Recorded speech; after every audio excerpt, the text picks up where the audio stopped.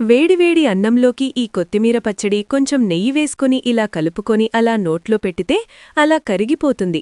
అంత బాగుంటుంది ఈ కొత్తిమీర నిలవ పచ్చడి. రెసిపీ చూసేద్దామా? పచ్చడికి సరిపడినంత జీలకర్ర, మెంతులు, ఆవాలు వీటిని లైట్ గోల్డెన్ ఫ్రై చేసి మిక్సర్ జార్లోకి తీసుకోండి. గుప్పెడు వెల్లుల్లిపాయలను వేసుకోండి. ఎక్కువగానే వేసుకోండి, ఫ్లేవర్ బావుంటది. స్పైసీకి తగినంత కారంని వేసుకోండి. సరిపడినంత గేదెలుప్పును వేసుకొని మెత్తగా గ్రైండ్ చేసుకోవాలి. ఇలా పౌడర్గా వస్తుంది. పచ్చడికి సరిపడినంత కొత్తిమీర తీసుకొని శుభ్రం చేసి కట్ చేసి పెట్టుకోండి. కడాయిలో ఆయిల్ వేసుకుని కొత్తిమీర మొత్తం వేసుకుని బాగా మగ్గించాలి.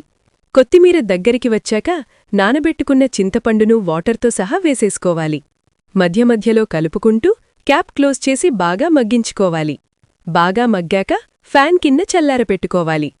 పూర్తిగా చల్లారాక ముందుగా గ్రైండ్ చేసి పెట్టుకున్న పౌడర్లోకి కొంచెం కొంచెంగా వేసుకుంటూ గ్రైండ్ చేసుకోవాలి. ఈ విధంగా వస్తుంది. కావాలంటే బరగ్గా కూడా గ్రైండ్ చేసుకోవచ్చు. తాలింపు కోసం కడాయిలో ఆయిల్ వేసుకొని గుప్పెడు వెల్లుల్లిపాయలను వేసుకోండి.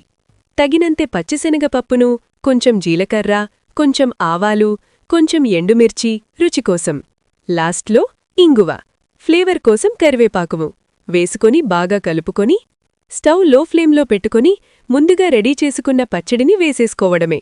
కింద నుండి పైకి బాగా కలిసినంతవరకు కలుపుకొని 4-5 మినిట్స్ బాగా కలుపుకొని తడిలేని బాక్స్లోకి ట్రాన్స్ఫర్ చేసుకోవడమే. ఎక్కువ కాలం నిలువ ఉంటుంది. అన్నంలో పచ్చడి వేసుకొని ఆయిల్ లేదా గీ వేసుకొని తింటుంటే ఆ రుచి వేరు. రెసిపీ నచ్చితే లైక్, షేర్, కమెంట్, సబ్స్క్రైబ్.